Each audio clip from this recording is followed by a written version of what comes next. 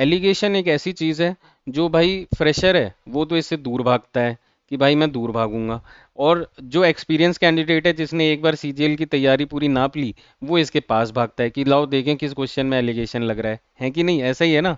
देखो एलिगेशन अच्छी चीज़ है, एलिगेशन बुरी चीज़ नहीं है। बहुत सारे ऐसे सवाल हैं प्रॉफिट एंड लॉस में, रेशियो एंड प्रपोर्शन में, और भी चैप्टर्स हैं जिसमें एलिगेशन का यूज़ आप डायरेक्टली कर सकते हैं। और ओवर टाइम, जैसे स्टार्टिंग में लगता है एक बच्चे को कि यार ये कैसे पता चलेगा कि इस क्वेश्चन में एलिगेशन करना है, तो ये पार्ट ऑफ द प्रोसेस है। आपको धीरे धीरे करके जब आप जितने ज़्यादा क्वेश्चन प्रैक्टिस करते जाओगे उतना आप उस फील्ड में एक्सेल करते जाओगे, एलिगेशन के उतना ही ज़्यादा आपको नज़दीक मिलते जाओगे। तो आज हम लोग कुछ ऐसे 3 सवाल करेंगे जहां प्रॉफिट एंड लॉस में कैसे आप एलिगेशन का यूज़ कर सकते हैं। जो सवाल वैसे बड़े आ, हैं तो इजी, पर आप एलिगेशन ना करके नॉर्मल अगर ट्रेडिशनल मेथड यूज़ करोगे तो वहीं उस सवाल में 2 मिनट हो सकता हो लग जाए, और वहीं आप एलिगेशन यूज़ करोगे तो 30 सेकेंड भी नहीं लगेंगे। ठीक है, दिखाता हूँ कैसे।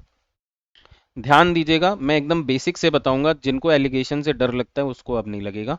एक शॉपकीपर के पास 2220 किलो चावल था। ठीक है, तो 2220 किलो को इसने 2 पार्ट में बांटा। एक पार्ट को इसने 20% मुनाफे पे बेचा, एक पार्ट को 12% मुनाफे में बेचा। ओवरऑल इसने दोनों को अगर मिला दिया जाए तो 2220 किलो पे 18% का मुनाफा कमाया। अब आपसे पूछ रहा है कि ये बताओ जो 12% पे कितना वो था, मतलब कि जो ये 2220 किलो बांटा गया उसमें से ये कितना था और ये कितना था, ये क्वेश्चन पूछ सकता है। तो ये सबसे सिंपलेस्ट क्वेश्चन है एलिगेशन का। यहाँ पे देखिए आपको कैसे सॉल्व करना है, ध्यान दीजिएगा। यहाँ पे मैंने फिगर ऐसे बना दिया है, पर जनरली फिगर ऐसे क्रॉस में बनता है, उससे याद रखने में भी आसानी रहती है। मैं बताता हूँ कैसे। यहाँ पे आ गया 20, यहाँ पे आ गया 12, बीच में आएगा दोनों का मीन। अब इसमें 2-3 चीजें हैं जो गलती आप करने से बच सकते हैं, याद रखनी है। ये जो बीच का मीन है ये आपका हमेशा ऊपर की दोनों वैल्यू के बीच की वैल्यू होगी। आपको जो बड़ी वैल्यू है, यानी कि यहाँ पे 20 बड़ी है, उससे ये माइनस करना है। और अगर एक बार आपने ऊपर वाले से बीच वाले को माइनस कर दिया तो यहाँ इस समय करते टाइम आपको बीच वाले से ऊपर वाले को माइनस करना है।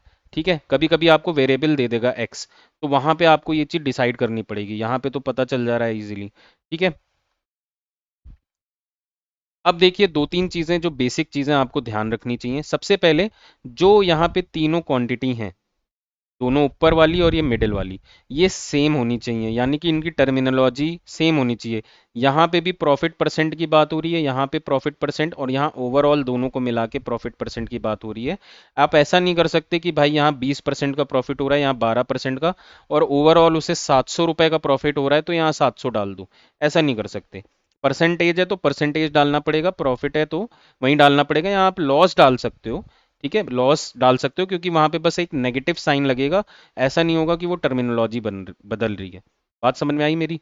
अब चलते हैं नेक्स्ट बेसिक चीज पे, कि यहाँ पे जो नीचे आपको वैल्यू मिली है 6:2 यानी कि 3:1, इसको आप कैसे बाइफरकेट करते हो?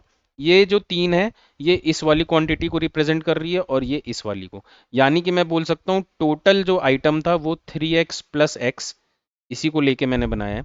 यानी कि 4x टोटल आइटम था, ये वैल्यू हो गई किसकी? 2220 किलो की।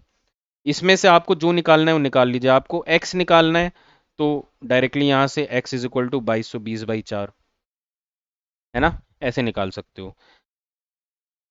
अब यहाँ पे अगर आपको कोई भी डाउट हो रहा है तो मैं एक बार फिर से रिपीट करता हूँ एलिगेशन में। यहाँ पे सेम सेम होना चाहिए, और यहाँ पे सेम होना चाहिए पर दोनों का कंबाइंड होना चाहिए। और यहाँ पे बड़े वाले को छोटे वाले से माइनस करेंगे, और यहाँ पे आपका रेशियो बन जाएगा दोनों क्वांटिटी का। यहाँ पे क्वेश्चन ये बहुत तरीके से पूछ सकता है। क्वेश्चन एलिगेशन के ऐसे भी बन सकते हैं कि भाई क्लास में जो गर्ल्स के परसेंटेज थे वो 60 थे, जो बॉयज़ के परसेंटेज 50 थे, और दोनों के मिला के परसेंटेज 56 थे। तो ये बताइए बॉयज़ और गर्ल्स का रेशियो। तो देखिए सेम चीज़ है कि भाई दो अलग अलग इंडिविजुअल्स हैं, गर्ल्स और बॉयज़, और दोनों के कंबाइंड मार्क्स दिए हुए हैं, तो यहाँ से भी हम निकाल सकते हैं। देखिए कितना इजीली आपको एलिगेशन से 2 सेकंड में रेशियो निकल के आ जाएगा। यही चीज़ जब आप नॉर्मल करोगे तो लंबा टाइम लगेगा। ऐसे ही नेक्स्ट क्वेश्चन देखते हैं, थोड़ा सा और अच्छा क्वेश्चन है ये। नेक्स्ट क्वेश्चन में दिया है कि एक तो उसने 30 रुपए पर किलो पे खरीदा था चावल, और एक चावल उसने 36 रुपए पर किलो पे खरीदा था, और टोटल उसने 40 रुपए पर किलो पे बेचा और 20% का मुनाफा कमाया। अब यहाँ पे ध्यान दीजिए, मैं अगर यहाँ पे 30 रखूंगा, यहाँ 36 रखूंगा, तो यहाँ पे क्या 40 रख सकता हूँ? नहीं रख सकता हूँ। क्यों नहीं रख सकता हूँ? क्योंकि इन दोनों को कंबाइंड करके, 30 रुपए और 36 रुपए के चावल को कंबाइंड करके एक्चुअल में जो उसकी कॉस्ट आई होगी टोटल चावल की, वो 40 नहीं होगी। ये तो प्रॉफिट के बाद की प्राइस है, यानी कि सेलिंग प्राइस है।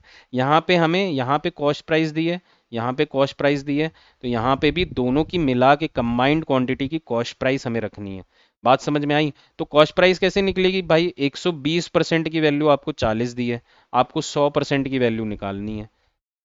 वहीं दिया है ना 20% का मुनाफा, तो इसे हम सीधे लिख सकते हैं 40/120 × 100। जैसे भी आप ये कैलकुलेट करते हो, इसमें बच्चे कंफ्यूज हो जाते हैं तुरंत। इसको जैसे आपको सही लगता हो आप वैसे करो। तो यानी कि मैं बोल सकता हूँ कि एक्चुअल में ये कितना था, 100/3, यानी कि 33.33 होगा। अब देखिए, कभी भी आपका इस तरीके से अगर फ्रैक्शन आ रहा है तो क्या करना है? फ्रैक्शन आ रहा है तो क्या करना है? यहाँ पे तो बड़ा सिंपल सा फ्रैक्शन है, कहीं कहीं बड़े फ्रैक्शन आते हैं, तो आप ये तीनों टर्म को इंटू 3 भी कर देंगे तो कोई फर्क नहीं पड़ेगा, क्योंकि नीचे जाके अल्टीमेटली रेशियो बनना है। तो इससे आपकी कैलकुलेशन आसान हो जाएगी। ये बन गया 90, ये बन गया 108, और ये बन गया 100। यहाँ से इजीली ये 10 आ गया, ये 8 आ गया। 4:5 रेशियो में आपका आंसर आ गया। अब आपसे क्या बोल रहा है कि ये बताइए कि टोटल क्वांटिटी आपको एंड में दे दी, अगर 36 किलो टोटल क्वांटिटी थी इन दोनों चावल को मिला के, तो ये बताइए 30 रुपए वाले चावल की क्या क्वांटिटी थी? तो अभी हमसे एक स्टेप और बढ़ा दिया, रेशियो पूछता तो 4:5 होता। अब आपसे बोल रहा है कि इसकी क्वांटिटी बताइए। तो टोटल क्या है, हमें 4 की बतानी है, टोटल 9 है, और हमें दिया है कि 36 किलो टोटल था, तो ये 16 किलो आंसर आ जाएगा। ठीक है, ये 4/9 मैंने कैसे किया? भाई ये निकालना है तो 4/9 करेंगे, ये निकालना है तो 5/9 करेंगे। ठीक है, और इंटू टोटल कर दीजिए। इसी तरीके से लास्ट क्वेश्चन कर लेते हैं, ये थोड़ा सा और डिफरेंट लैंग्वेज है। यहाँ पे आपको दिया है कि 40 पीस हैं आर्टिकल के जिन्हें 50 रुपए पे बेचा गया। ठीक है, नहीं खरीदा गया। अब इसने 35 पीस जो हैं वो 20% पे प्रॉफिट पे बेचे, और 5 पीस जो हैं उसे 10% लॉस पे बेचा। ओवरऑल प्रॉफिट बताइए।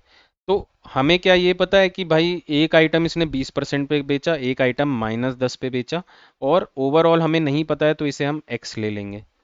अब देखिए कितना इजीली ये क्वेश्चन सॉल्व होगा। यहाँ पे अगर आपको रेशियो पता है, रेशियो पता है भाई, 20% वाला 35 आर्टिकल थे, और 10% लॉस वाले 5 आर्टिकल थे, तो ये रेशियो क्या हो गया, 7:1। अब अगेन सेम चीज करेंगे, सेम चीज करेंगे, 20 माइनस एक्स। अब यहाँ पे आपको डिसाइड करना था कि किससे किसको माइनस करना है। ये बड़ी क्वांटिटी है तो इससे इसको माइनस करेंगे, और ये छोटी क्वांटिटी है तो x -10 करेंगे, यानी कि x+10 हो जाएगा। ये ध्यान रखिएगा, माइनस साइन है अगर तो ये वैल्यू क्या आएगी, 1/7। ठीक है, ये अब यहाँ से आ जाएगा। क्यों ऐसे आएगी? क्योंकि भाई हम ऐसे इसी डायरेक्शन में लेते हैं, ये ध्यान रखिएगा। 20 माइनस एक्स, तो ये रेशियो लेंगे, यहाँ पे 7 नहीं लेंगे, इसके नीचे वाला नहीं लेंगे। जब फॉर्मूला पुट कर रहे हैं तो ऐसे लेते हैं।